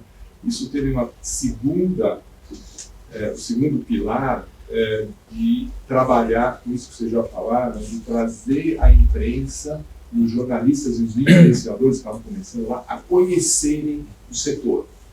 E um terceiro de educação, que vocês comentaram aqui de forma muito interessante, cada um fazendo o seu trabalho de educação, a importância de chegar nas crianças, nas escolas, nos currículos. Durante esses 5 anos, a Única trabalhou com 12 mil escolas de 10 estados, os principais estados canadenses, entre eles Paraná, São Paulo, Bahia e subindo também para o Nordeste, né? Num programa que foi mensurado com o Ibope antes e depois. Isso no caso dos professores. que foi muito interessante, que o grande viés está na educação, na maior parte dos setores, a gente pelo menos participou disso, percebeu? Que havia aquela coisa de que, poxa, a cana-de-açúcar é uma coisa ruim, e vem o lado do escravocrata, que ainda são aquela situação de trabalho não digno. Isso já mudou muito, cara. Isso foi mensurado, Pedro. O que eu perguntaria agora para vocês, até esse exemplo, achei muito bacana, 4 ou 5 anos houve essa comunicação acima da média para o setor. Talvez esse setor nunca tinha se comunicado dessa forma antes, mas parou porque, obviamente, teve os problemas de subsídio da gasolina e o setor todo desbancou e não se recuperou. O que eu perguntaria, no setor elétrico, um trabalho desse tipo de setor consegue ser geral ou terá que ser por associação da distribuidora, associação da geradora e associação da transmissora? A gente sonha com um momento em que a gente possa falar como um setor de uma forma abrangente, né? Hoje a realidade é que é muito fragmentado. Agora, enquanto você falava de única, eu me dei conta que existe um setor que se comunica bem com o Brasil, o agro. O agro, eu acho que as pessoas do campo e da cidade consideram essencial, se orgulham do agro brasileiro, entendem que ele é essencial para as contas brasileiras fecharem, e não foi à toa. Desde 2015 tem agroetec, agroepop, agroetudo. Então, assim, quando você faz comunicação, então desde 2015, são 9 anos martelando, com um grande player de comunicação, como é no caso o Grupo Globo, você constrói uma imagem positiva. Então, acho que meu cérebro ficou matutando a tua provocação e trouxe agora, com a deixa da única, a questão do agro. Acho que o agro é um setor que, no fim, acabou construindo uma imagem positiva. Fala que se comunica mal. É o primeiro setor que fala que se comunica mal. Eles acham, mas é interessante, você que está fora dessa... Se alguém disser que o setor elétrico se comunica bem, você avisa a gente. Fala pra gente. Avisa. Já guarda esse e-mail aqui. Já. Se alguém de vocês, por acaso, achar que a gente se comunica bem, por favor, digam. Mas, enfim, eu acho que existe uma oportunidade aí. Vamos ver. Mas hoje a realidade é que o setor se organizou dessa forma fragmentada, em associações que defendem interesses fragmentados, desde comunicação até advocacy dos seus interesses no Congresso Nacional. Mas eu acho que tem talvez aí uma oportunidade de se posicionar como setor, e não à toa a gente está aqui com 3 empresas do setor falando boa parte do tempo mais de setor do que das nossas empresas, né? Eu lembrei também de um exemplo, quando a gente falou dessa divisão do setor, quando o setor elétrico se dividiu, os negócios se dividiram em geração, transmissão e distribuição, as empresas do setor se organizaram e a Copel, por exemplo, ela passou a ter as subsidiárias de cada negócio desse. É o caso da CEMIG também e outras. E eu trabalhava na comunicação na época da geração. E era engraçado, porque mesmo dentro da empresa, você tinha comunicações diferentes. Então, chegou nesse absurdo, né? Na verdade, era uma empresa só que tinha comunicações diferentes de cada negócio. Então, depois ali já em 2000, isso foi em 1998, 99, né? Faz tempinho. Tinha gente que não era nascida. Né? Com certeza. E daí depois foi em 2003, 2004, por uma decisão da Copel, se centralizou a comunicação numa área só e vem até hoje com isso. Então, só, inclusive, a geração, na verdade, é que acabou ficando com uma célula de comunicação lá, porque entendeu que precisava ter, mas responde à comunicação centralizada também. Então, o setor foi construído assim. Então, para unir isso, é um desafio. Verdade. Posso só complementar um pouco? Meu nome é Rafael, sou da Eneva. Queria trazer, eu acho que assim, quando a gente está falando um pouco sobre essa questão da união, e aí eu tenho que talvez defender um pouco o meu lado da força. A gente também, e aí se tem alguém que eu acho que faz um trabalho muito bem coordenado, eu acho que é de fato o advocacy das renováveis, que eu acho muito bem falado e trazido por vocês. Só que eu discuto muito, e é meu desafio diário, com todos os nossos parceiros envolvidos, inclusive da FSB, é que se fala muito do 8 a 80, né? O carvão e a termoelétrica, e se fala dos renováveis, né? Mas a gente não fala do meio do caminho, que eu brinco que é o 8 a 80 passando pelo 48, que é a questão das térmicas e principalmente do gás natural. E eu não sei quem falou que as hidrelétricas é a bateria, eu diria que as nossas termoelétricas são a bateria reserva, porque ninguém quer ficar sem energia e a gente pensa muito na questão de sustentabilidade e um desafio que eu tenho, Léo bem sabe, a gente está levantando uma termoelétrica no meio da floresta amazônica. E se tem uma coisa que esse país tem, é um projeto muito bem regulado, você tem licenciamento para fazer tudo isso, mas a gente precisa falar sobre o fato de segurança energética. E a transição energética, ela passa por todos esses caminhos, né? Então, inclusive pelas termoelétricas a carvão, onde também temos um compromisso em 2030, mas ela tem um papel de oferecer segurança energética no país. Então, eu acho que às vezes o nosso setor ele é muito guerrilheiro entre eles, e eu digo isso porque eu, inclusive, fiz uma campanha que está no ar nesse momento, que a gente fala o gás natural da Eneva faz a diferença, faça chuva, faça sol. Porque a gente quer popularizar, porque de fato vem esse papel muito bom das renováveis e o advocacy que é muito bem feito, só que a gente não pode deixar que as pessoas e a população, principalmente porque eu tenho um desafio grande de licença social para operar, e esse é o meu maior desafio hoje. Eu não vendo o meu gás, não chega... eu não me relaciono direto com o consumidor final, mas eu tenho um trabalho de licença social para operar que pode parar todas as minhas obras e eu não cumpro a segurança energética. Mas acho que dentro do que vem ouvindo aqui de vocês, eu acho que o nosso setor também tem uma rivalidade, uma guerrilha interna, onde a gente acaba não falando do processo de transição como um todo, né? Ele passa por diversos... O nosso sonho é uma matriz energética que precisa ser diversa e segura. Não só renovável, não só térmica, não só isso, não só aquilo. E é o nosso desafio, né? Que de novo, e aí vocês dizem, eu acho que o papel hoje das associações de renováveis fazem muito bem esse advocacy. Tanto que hoje é o meu desafio remar muitas vezes sozinho, porque a gente engaja as nossas associações, pelo amor de Deus, façam alguma coisa, coloquem mais essa estratégia. E a imprensa também, né, que a gente vem tentando engajar para poder cobrir mais sobre isso, porque senão fica realmente essa questão das renováveis. Mas o que eu queria talvez trazer dentro da discussão dos colegas e talvez até botar um pouco desse tempero no diálogo é que essa transição energética ela não é o 880, ela tem nuances que passam pela segurança e o nosso setor precisa saber discutir ele como um todo e não só a parte que me convém, porque hoje eu tenho termoelétrica, eu brinco que nós somos um megazord, porque a gente tem carvão, gás, um parque solar gigantesco em Juazeiro. Então, assim, é meu papel hoje ter que falar de transição energética, sobretudo, e do Léo, que está aí também, nos ajudar nessa frente. Mas eu acho que só essa colaboração que eu queria trazer para vocês. Desculpa, não gravei teu nome. Rafael. Rafael, acho que a tua colaboração / provocação é essencial para essa discussão.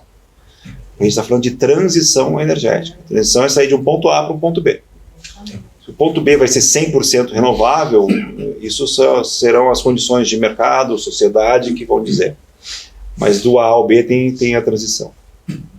A ENGIE, por exemplo, acredita no gás natural como o combustível firme da transição energética. Porque se a gente quer segurança energética, de fato tem que ter firmeza, que por um lado é hidrelétrica, por outro é termoelétrica a gás natural. Por isso investimos no maior cheque assinado 5 anos atrás no Brasil para comprar a TAG, que é a Transportadora Associada de Gás, que vai gás de Macaé a Pecém no Ceará e mais um trecho grande dentro do estado do Amazonas. E agora conectado à nossa e a gente exatamente.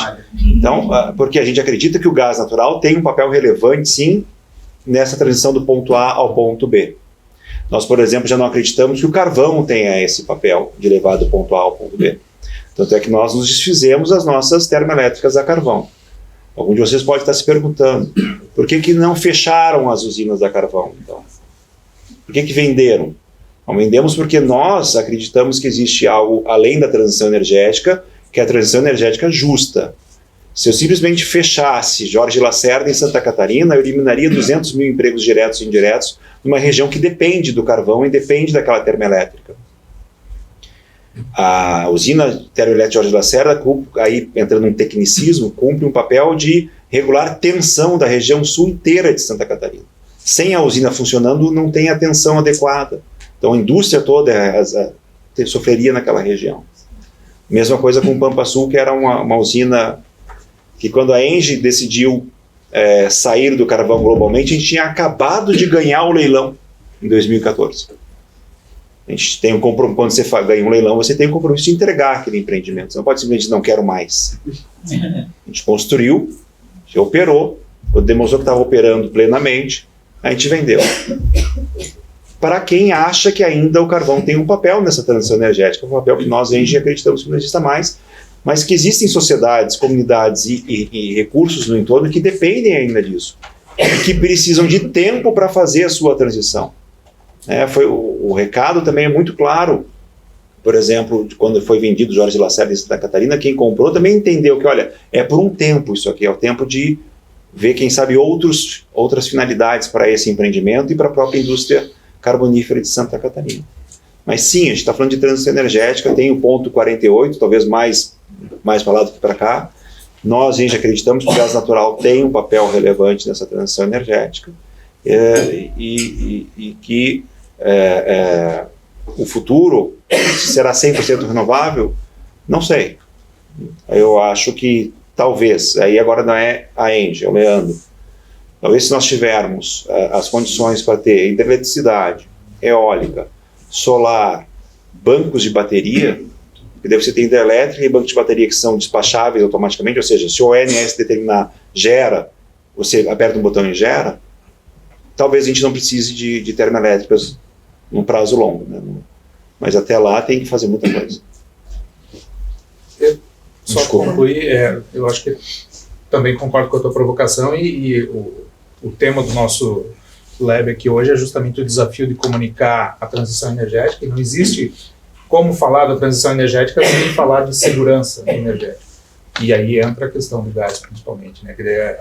A Copel também estabeleceu no seu plano 2030 de atingir os 100%, atingimos esse ano, mas da mesma forma que o Leandro, por uma questão da empresa acreditar nisso, mas sabendo que a segurança energética é um fator preponderante nessa discussão também. Bom dia a todos vocês, obrigada pela oportunidade de participar, de fazer perguntas. Meu nome é Patrícia, eu atendo uma empresa argentina do setor eólico. E eu queria saber de vocês como que vocês estão lidando com a questão de comunidade, queixas de comunidade basicamente muito próxima ao período de eleição, porque eu percebi que eles usam, às vezes, a empresa para atingir a prefeitura local, que ficou comprometida com o serviço, e também do outro lado, a prefeitura tentando tirar uma casquinha do projeto, do empreendimento, que traz benefícios muito positivos, né? Querendo também buscar e colar na empresa para dizer que, olha, esse empreendimento está aqui com a gente, eu que trouxe, esse tipo de coisa assim. Queria saber se vocês passam por isso e como que vocês lidam. Não, imagine, a gente não passa por isso. Não, assim, vamos lá. Tem a questão de reclamações de empreendimentos eólicos, né? Trazer para a realidade da empresa que você atende, né? Volta e meia aparece algum documentário, alguma reportagem de pessoas se queixando do barulho, da sombra,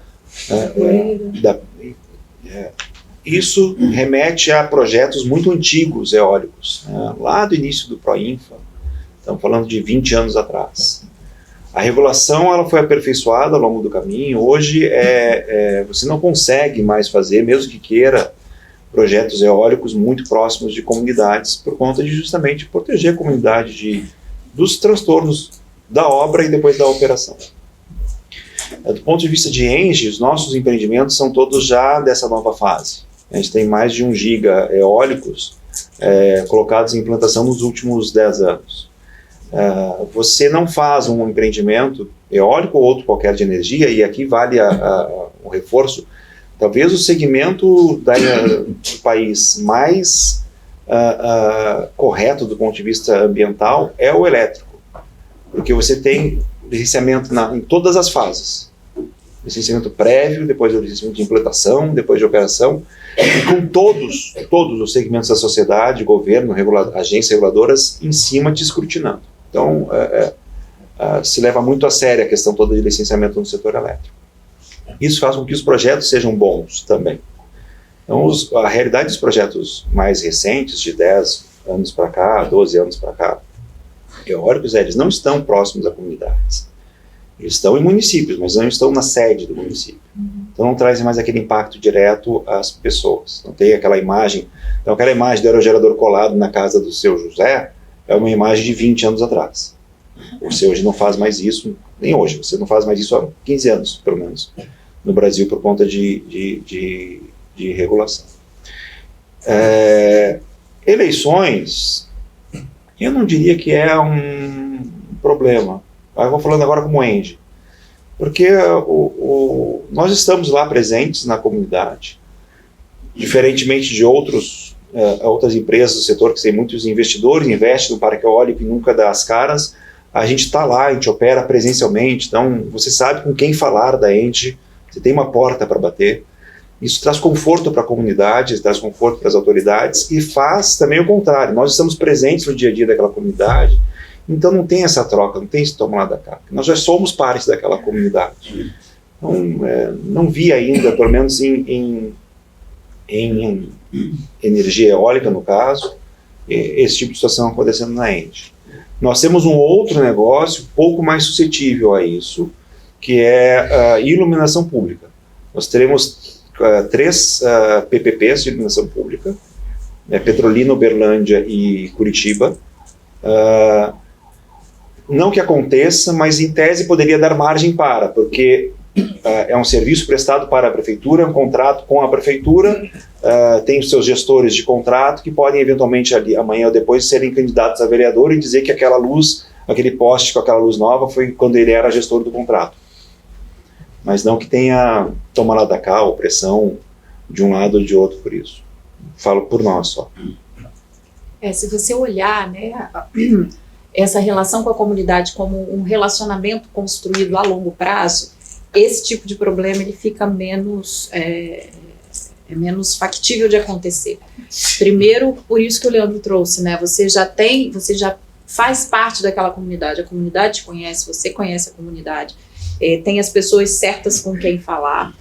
E, por outro lado, também a empresa se coloca de maneira muito mais consistente em relação a qual a forma de ela atuar naquela comunidade. Então, ela tem diretrizes específicas para aquele relacionamento, ela tem projetos prioritários, ela tem uma área de atuação, e isso direciona a atuação da empresa de modo a deixar claro que existe ali um trabalho de longo prazo sendo construído. E meio que blinda, né, a empresa desse tipo de demanda, tanto da parte da própria comunidade, no sentido de resolver problemas pontuais e específicos, quanto de eventuais pedidos vindos aí de entes que estejam tramitando aí nessa questão de governos e tal.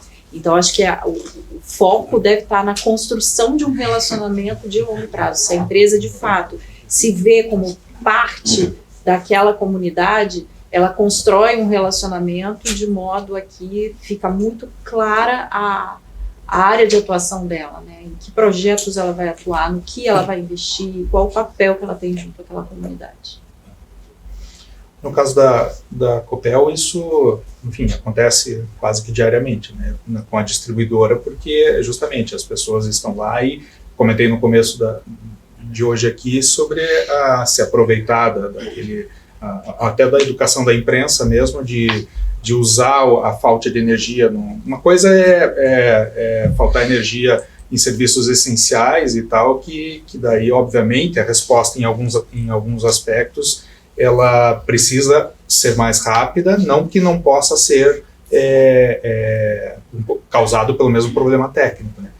Mas o que acontece com relação aos entes políticos é assim, a Copel tem gerências regionais em todo o estado, e esses gerentes regionais, como o Renato falou, eles têm o relacionamento na comunidade, né? E a Copel procura sempre ficar alheia a essas questões e responder tecnicamente a tudo. Então, porque a partir do momento que ela é responsável pelo serviço e ela é a técnica responsável pelo serviço, ela vai responder tecnicamente. Então, pegar carona numa reportagem sobre falta de energia para dizer que está defendendo os interesses da população, isso acontece o tempo todo. Mas a resposta é técnica. Então, a gente sempre vai dizer técnica traduzida para o entendimento, né? Então, não é o engenheirês. Gente, aproveitando aqui essa última deixa, a gente já está aqui 1h30. Passa rápido que a gente nem percebe. Então, eu queria passar para a última pergunta do colega ali atrás, já agradecendo aqui a todo mundo a participação, já colocando também a gente à disposição para outras perguntas, né, posteriores aqui, mas, por favor, para a gente poder encerrar. Bom dia, eu sou o Maurício, da Ideia Nova, né? E trazendo mais para esse ponto dos elementos das nossas mensagens, que acho que a grande polêmica é que a gente talvez não se comunique tão bem, né? Eu acho que isso é um resultado da gente ter uma dinâmica muito de B2B e de não ter construído tanto essa comunicação com a sociedade, tanto até pela dinâmica comercial, né, do nosso negócio, né? E aí eu fico pensando, né, que energia, né, quando a gente pensa no nosso produto, ele não chega embalado, ele não tem uma experiência, né, que faz a pessoa transcender. Energia, o cara precisa, para tomar banho, fazer comida, tudo. É energia. Será que a gente trazer alguns elementos de que, por exemplo, energia é qualidade de vida, energia é saúde, felicidade em alguma medida, será que trabalhar mais nesse tipo de elemento não traria os resultados que a gente busca alcançar, né, para dizer que a gente se comunica melhor? Acho que sim, né? A Engie, antes de se chamar Engie, que ela teve um processo de mudança de nome e marca no mundo inteiro, faz quase 10 anos. Antes a gente atuava com a marca Tractebel Energia aqui no Brasil. E o slogan da Tractebel Energia era energia para a vida. E é isso. Foi o que você trouxe. Assim, sem energia não tem nada, nem o agro, né? Que é pop, é tech, é tudo, não tem energia. Não tem irrigação. Né? Então começa que já não tem irrigação, fora todo o resto. Então, de fato, somos tão essenciais, é dado como tão garantido que gerou talvez um conforto em todo mundo, né? E quando falta que a gente cadê o meu colchão de boa vontade para poder deitar nele agora enquanto eu resolvo tecnicamente o problema? Não tem, porque eu não inflei ele, né, falando desses temas. Acho que tem aí talvez uma grande oportunidade mesmo para o setor. Agora, se você olhar, né, as campanhas publicitárias, por exemplo, das empresas do setor, elas trazem muito esses elementos. Não existe um distanciamento nesse sentido, justamente porque eu acho que isso já está claro, que é preciso ter essa aproximação, né? Então, esse elemento de traduzir a energia para aquilo que ela aparece no dia a dia das pessoas, e no sentido de emoção, de trabalho, de saúde, de presença, de entretenimento, por exemplo, isso está muito presente, tem estado presente nas campanhas que a Eletrobras vem fazendo nos últimos anos, e quando a gente olha os demais players do setor, é meio que lugar comum, isso está sempre presente. Dá para tangibilizar o problema. Como que a gente dá o próximo passo, né? É melhor não tangibilizar, né? Não pôr dentro da tomada, né? Porque senão vai ser uma experiência transcendental. O seu problema, qual foi toda a cadeia? Como foi a movimentação toda para corrigir o problema? Mostrar o bastidor. Eu acho que tem um outro ponto, assim, complementando o que a Renata traz. A gente de fato faz, mas eu acho que o que falta ao setor elétrico é share of voice. Assim, tem do bolo publicitário quanto que é setor elétrico. É uma ínfima parte. Então a nossa voz não é ouvida, porque ouvida é a voz do setor bancário, do setor de bet, do setor disso aqui, que são quem domina a comunicação e a publicidade. Então, consumo, né, o varejão, para o setor elétrico ser ouvido, ele tem que também erguer a sua voz. Erguer a voz significa investir mais. Então, esse também é um grande desafio, porque como é que você investe mais sem ter um histórico, sem ter tido esse drive historicamente? Aí volta ao caso concreto da Engie. Nós tínhamos essa percepção em 2018, mas precisou a Interbrand vir fazer um baita plano conosco e a Interbrand dá a chancela, olha, ou vocês fazem ou vocês morrem. E aí a gente começou a investir como nunca se investiu. Mas ainda assim, comparado a outras empresas, não só do setor, mas comparado a empresas de outros segmentos, o investimento é pequeno. Então o setor também não se faz ouvir porque o investimento é pequeno, né? Hoje o que é hoje um problema pode ser futuramente uma oportunidade de ampliar esse share of voice do setor e finalmente se fazer ouvir, porque de fato o que a gente já traz as nossas campanhas publicitárias, essa essencialidade, os exemplos concretos do quanto a energia é importante, mas falando baixo. Tá bom. Sim. Pessoal, eu trouxe aqui até no encerramento, a gente falou muito disso, né, de reputação dos setores. Olha só, para vocês verem como o agro acha que se comunica mal, eles até fizeram com a gente, eu falo eles, né, foi o Nicolas Vital, o autor. O Nicolas é um jornalista que fala muito de agronegócio há anos e tal, e ele sugeriu pra gente, na verdade foi uma iniciativa essa da ABERJ, a gente procurou ele para fazer o guia de comunicação para o agronegócio. Então, é um livro que até aqui trazendo o objetivo, não, este guia ensina e organiza a cabeça, mostra como se deve fazer para realizar uma boa comunicação do agro. Porque assim, a gente está falando aqui de um setor que tradicionalmente vem falando que se comunica mal e tal. E eu trouxe para vocês verem que até isso vira um livro, e aliás é um livro muito legal, porque ele serve para qualquer setor, assim, porque ele tem passos e tal. E tem um momento que o Nicolas questiona aqui, ele fala, mas será que se comunica mal mesmo? E ele fala disso porque a comunicação a gente não pode esquecer que parte só da gente, né? Tem vários atores nesse meio que a gente aprende no comecinho da faculdade lá, mas é porque a gente também tem que lembrar o tanto de hater que tem, de pessoas que simplesmente não querem saber da comunicação, só quer realmente acender a luz e ver que tudo funciona. E até isso hoje em dia é muito importante, porque esses haters e o que a gente ouve nas redes sociais e tal, viram verdades absolutas e não invalida a comunicação que as empresas fazem, né? Então, o saber se comunicar também, aí a gente falou de imprensa aqui, né? O que a imprensa também tem de papel nisso. Esse livro fala muito de tudo isso. E, aliás, acho que você podia fazer um livro de... Eu não. Você tem que ter um autor, tá? Depois a gente vai falar disso aí. Já estou até pensando no título, A Transição Energética por Leandro Provedel. Mas, gente, é isso. Aliás, tem gente mais talentosa para isso. Aliás, esse livro, inclusive, tá no nosso site à venda, tem aqui também, se vocês quiserem comprar aqui, tá? Mas, gente, queria então agradecer a presença aqui de vocês. Não só, não vou nem chamá-los de palestrantes, né? Isso aqui foi praticamente um comitê. A gente faz muitos eventos aqui, como eu estava falando, mas eu não lembro de um que eu tenha visto tanta participação da audiência, foi muito legal ver vocês. E ele chama Lab por isso, né? Porque é um laboratório, é para juntar ideias, para ouvi-los, e vocês cumpriram muito bem o papel aqui. Achei de altíssimo nível, aprendi muitas coisas aqui, mas eu falo alto nível porque as perguntas foram complexas o suficiente para vocês conseguirem extrair o melhor aqui dos palestrantes. Então é isso, gente, muito obrigado. O conteúdo está gravado, a gente gravou tudo aqui, então divulguem também para quem vocês quiserem, vai estar no nosso YouTube ainda hoje, já entra lá na timeline, e vocês vão poder achá-lo aqui depois também para rever alguma coisa que vocês quiserem, tá bom? Muito obrigado, gente. Obrigado.